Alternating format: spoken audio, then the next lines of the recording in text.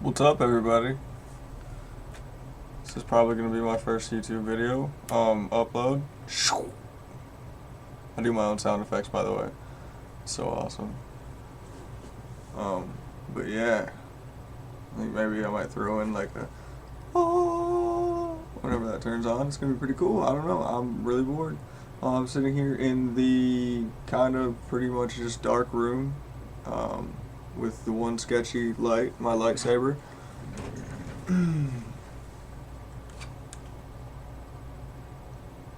I hold the light. No, I'm just kidding. Anyways, yeah. So, that's me. What's up, everybody? This is just bored. I'm sitting here on Facebook, and there's a lot of weird stuff on here. Like, I watched a video earlier, and it was, like, I don't even know what it was. It was weird. I just don't even want to, I don't know. It's pretty creepy. But that's the world these days, huh?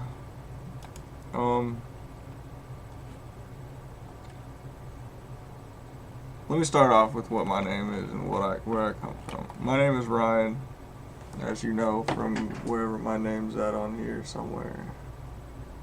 If it's Facebook, it'll be right up here, I think, or right up here. Either way, it's going to be in one of the corners or up top. And if it's YouTube, it'll be there. So Facebook and YouTube. Hello. No, my name is Ryan. I was born May 2nd, 1991. I'm 25 years old, and I've pretty much been a loner my whole life. I've just always like been a shut-in, I guess. Not really had much friends. I've started smoking pot at the age of 11, and then that went into pills. I used to hate smoking pot, and then one night we were smoking and something happened and I loved it. It was the worst thing that could ever happen to me. And then the pills, I knew it was over from day one whenever I started using those. When I was 13, I had my first overdose. It wasn't a major overdose, and I didn't go to the hospital for it, but it was still pretty hardcore. We were at a ski resort, and I took a bunch of Lortabs and was feeling great. I went up, snowboarded down, and then I had to go to the bathroom, so I went into the bathroom, and the minute I opened up the stall door, just projectile puked all over the place, just started throwing up hardcore. It was bad. It was the first time I overdosed. And then in between there and now, I've overdosed. I was hospitalized for 3 overdoses. Got completely belligerent with some security guard and got tased, I believe. And then I don't remember anything at all from any of the overdoses. All I remember was the motivation behind it, and it was somebody that pissed me off. I got bullied a lot when I was a kid. And let's see. I started stealing pills from my mom. Well, and my little brother, because it was his Adderall. I started stealing when I was about 15 or 16. Used to go into their safe, and no matter what kind of safe they had, I was always able to get into it. I could always just figure out what the code was, or find the key, or make my own key.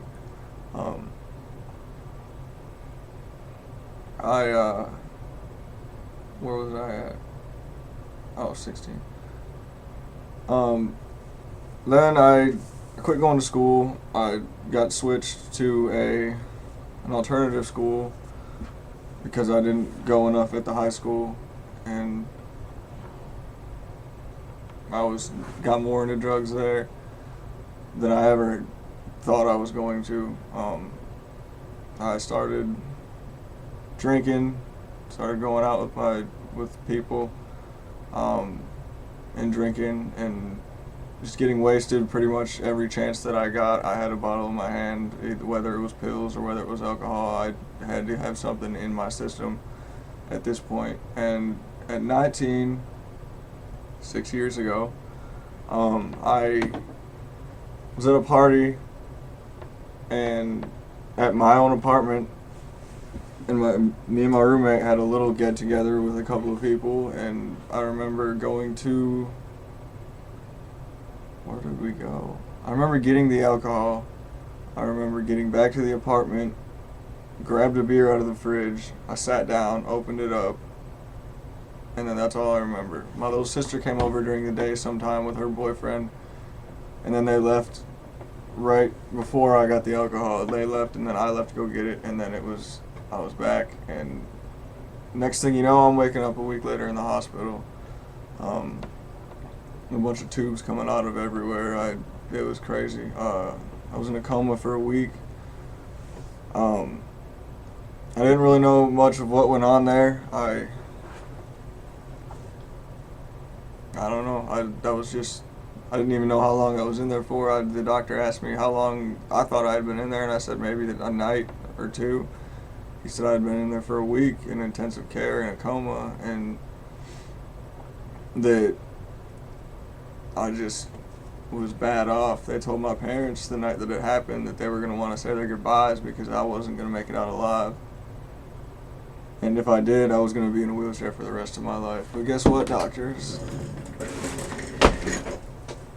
Who's walking? What's up? Sorry, I didn't do that. The only thing it left me with was I'm blind in this eye. As you can see when I look at you, it's kind of going off that way a little bit. Or maybe it's not, I don't know. But, and it left me with this pretty gnarly scar on the side of my head, and it's pretty crazy. It's all, yeah, it's pretty rad. I don't know, usually I have my head shaved, but I've been going with this new cool little hairstyle that I got going on here. Hold on, let me take the comb out of my pocket and fucking redo it. Oh shit, sorry, I didn't mean to cuss. What if I got a way to bleep that out if it's on YouTube?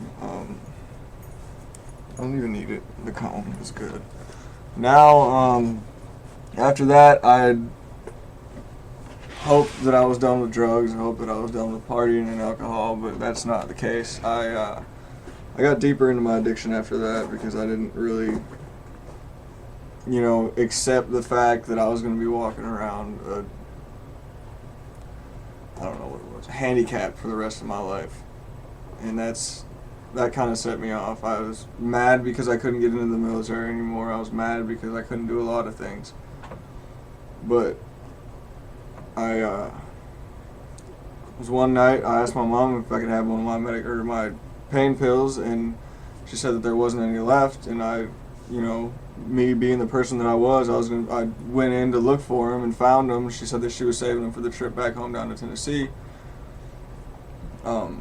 And I took the rest of them. There was like 5 left in there, so I took them and downed them. And no, back up. Anyways, the day that I got out of the hospital, we went to my grandma's house, who is now passed away. God bless her soul. And right across the street, my ex's uncle was living, and I used to smoke pot with him a lot. And so I went over there, thinking everything was going to be good. I walked over there, and he had some pot he had rolled up, and we went out back and smoked. And I took a couple of hits off of it, and then I don't know what happened. I blacked out, and they said that I quit breathing for like 5 minutes, and I woke up. I heard people screaming, call the ambulance, call the ambulance. I was like, no, don't call the ambulance, because my parents are right outside, right across the street, and if they see the ambulance coming up, they're going to come over here, and everybody's going to go to jail. That's something I haven't told you, or my mom. Sorry if you're watching this, Mom, you just found out about that. But after that, we moved down to Tennessee, and that other little thing that I took the pills and stuff, and I got into meth and heroin when I got down to Tennessee. I started doing heroin, and that didn't get really bad because I was afraid of needles. It didn't get too bad up until I was about 22, I think 22 or 23. I started going to jail and stuff when I was 20. I started getting in, into some bad shit down there, and around with the wrong people in the wrong crowds, and some of y'all know how that is. I was doing anything I could to get money. I'd moved back up to Tennessee, or moved back up to Michigan, and right after we had my accident, it was still in 2010, I moved up there and ended up getting into some trouble up there.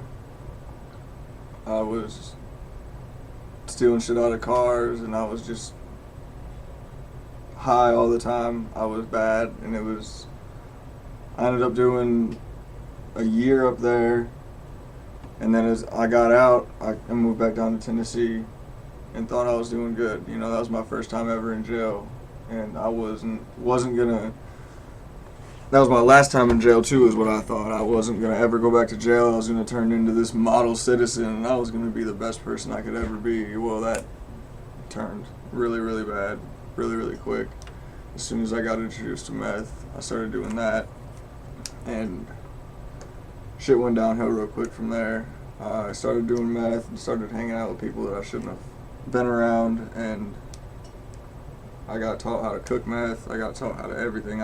That's gonna be not talked about right now though. This video is gonna end up being really long. Keep getting sidetracked. 11 minutes and 30 seconds. I had started doing some sketchy shit. I got caught with, I think it was an eighth or a quarter ounce of weed, and got put on probation for it. And then I got caught doing a bunch of other stuff. I don't even remember what it was, but this is the first time I haven't been on probation since I was about 13 years old. I skipped the big part there because this would have ended up turning into a longer video. I'll go back to that actually. Where am I at? 20 right now. We'll go back to 13 when I started getting in trouble. That's when I met my real dad. That's when I believed that all of this stuff went downhill, because I went down there and saw everything that was going on down there in Ohio, and I started thinking that it was okay. I started being exposed to more shit, and I got back up to my mom's house and started treating my stepdad like a piece of shit, but he's not. I haven't really looked at that. I just always thought that he was the bad guy, because he was trying to help us. And I didn't see that. I was young, and I was retarded, and I was dumb at this point. And so I'd fight with him a lot. I would always get my little brother in trouble. I got him drunk one time, and I got him, I just was doing a bunch of dumb stuff. Me and my stepdad have always fought, from every time I could remember. I've always put, some sort of hell in his life, and it's not worth it to anybody out there who's got, step parents. Don't treat them like they're the enemy, because they're not. They're there, and they're trying to help you, and they're just trying to do the best that they can to be a part of your life. And that's what I didn't realize. I didn't realize that he was, honestly, he was there for me more than my real dad was. I didn't meet my real dad until I was 13 years old. I didn't meet him, and I've known my stepdad longer than I've known my real dad. My stepdad came into my life when I think it was 5 or 6 years old, and I was great with it at first, and then I met my real dad, and then I started treating my stepdad like a piece of shit. And that's one of the things that I regret to this day, is me and him never having a really good relationship because of my actions and because of what I've done in my life. And I just hope that's one thing that I can get back, is a relationship with him, and to prove to him that I'm not who I was before. But skip forward to 20. It's kind of all over now. Back to 20 years old, I was I was a little jit, as my buddy Nate Taylor would put it. Always getting into trouble, always, stealing something or doing something. I found my niche kind of in skating. I did a skate competition and I came 4th place, and I thought that was going to be good for me, and it ended up not being good for me. And then,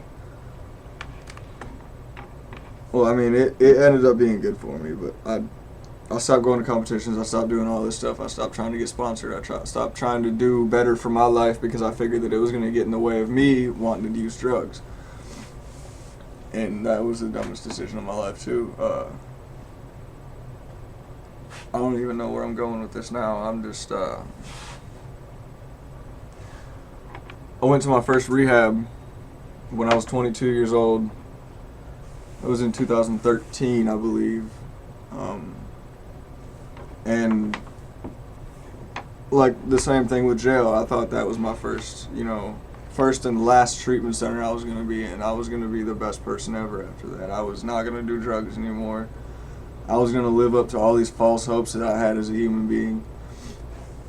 And I didn't want anybody to tell me that I wasn't. I didn't want them to be like, because I was always the youngest guy in the treatment center. I was always, I was 19 years old. I knew everything. I knew better than the guys that have been in there 6-7 times, because they've been in there 6-7 times. And I failed to listen to them guys because they were always telling me that they didn't want me to end up in there like they were, because they've been through so many treatment centers.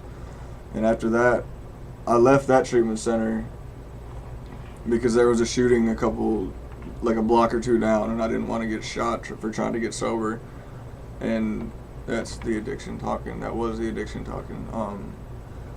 So I was going to leave there and then go to this other place that was out in the middle of nowhere, and we took care of horses. So I went out there for about 12 days, got kicked out for fighting, and I just tried to put a stop to going to rehab there. I wasn't going to go to rehab anymore, and then we found one that was a pretty high class one, I guess, if you want to throw in words and shit where they don't need to go.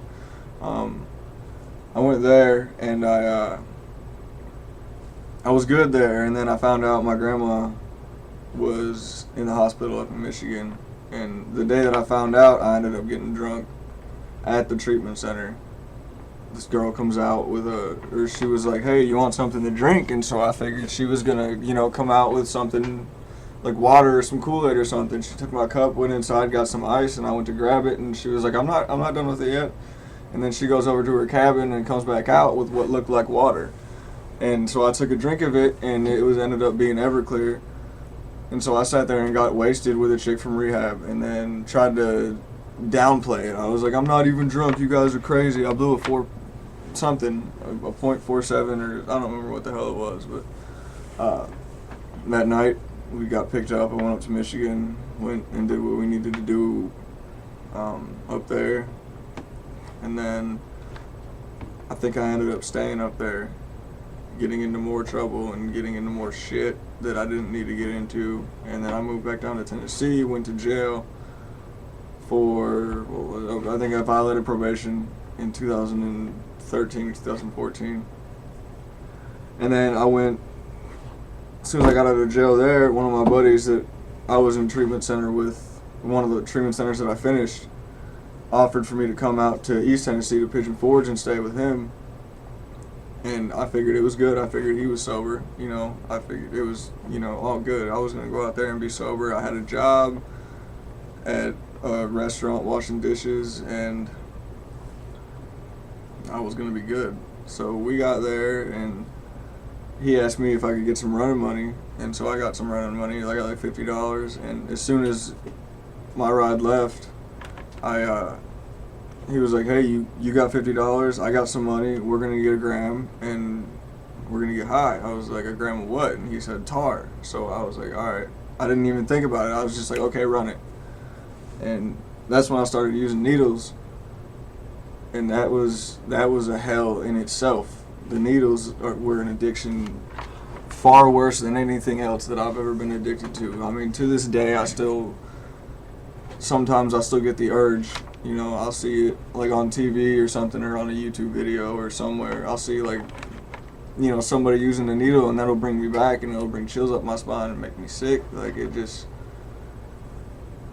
that was hell. I started using heroin. I almost overdosed when I did my first point, like full point. And then I started shooting 3 points a day, and I was bad. My ex came to pick me up whenever I was over there, and I was dope sick. I was completely dope sick. I tried to play it off like I had the flu or something, and the whole time we were riding back over to West Tennessee, I was, you know, we had to stop the car like 4 or 5 times because I was just getting sick all over the place. We went up to Gatlinburg, and that's when it started that day, because I hadn't used since the night before. I just started getting sick. Like, everything that I ate, I was getting sick. Everything that I was, you know, even trying to drink, I was getting sick. It was hell. And so I got back there, and I started, you know, figuring out ways to get money. I stole a whole script of Vicodin from my grandma and told her that I didn't do it until they found out. And then I told her I was using it to get off heroin. And then that's when shit hit the fan. They freaked out, and I, you know, tried to play it off like, oh me, I'm the victim here. You guys need to feel sorry for me because I'm the one who's using heroin, or it's just a bunch, I don't know, it's craziness. But after that, I stopped using heroin for a little bit, and then I moved back up to Michigan after I got out of, no, I didn't even go to treatment after that. I went to, where did I go? I think I went to jail again, and then after jail, I went down. I did. I went into jail, and then I came down here to Fort Lauderdale to Faith Farm, and I was here for about 6 months last time. This was last year, in February, the end of January or the beginning of February, one of the two. I came down here, stayed for about 6 months, and then I left up, you know, was gone. I left for Michigan. I thought I had it, yeah, until the next day after I got off the plane. I was already getting high. I was already, you know, wanting to get drunk, and it went downhill from there. I was getting wasted every night. You know, there was a point where I was getting wasted every night. I started working for a cab company and started, you know, making money, and then one night I bought a bottle, a half-gallon of vodka, and I drank half of it to myself. Woke up the next morning in like a puddle of puke, and there was shit all over the couch. It was nasty. And then I ended up, you know, every night from then on, I was wasted until I went back down to Tennessee. I went to Ohio first and started, you know, doing shit. That's when I got back into heroin, was when I went back into Ohio. I started, you know, seeing certain people do it down there and having it offered to me, and I turned it down a couple of times, and then I started stealing my little brother's Suboxone, and then I started doing heroin again, and that's when I couldn't take it anymore. I went back down to Tennessee, and I stayed there for a couple of months, and then I came back down here to Florida on February 15th of this year. And so far, it's been going pretty good. I've been sober for, it'll be 7 months on the 15th of September. I've been sober for six months, almost 7 now, and I'm planning on graduating this program. And when I get graduated from this program, I'm actually going to take my GED next week on Wednesday. I'm going to take the test for that, and then whenever I pass my GED, I'm going to go. I'm going to enroll in the technical school down here, and I'm going to take classes for LPN and just get my life started out. And it's going to be pretty fun. But yeah, that was a random YouTube video that turned into there's my testimony. I just want to let you guys know that this is what God can do. He can take somebody as beat and as broken up as I was. I was in a pile, you know, in somebody just out there. I was just a pile of straight flesh. I was just existing.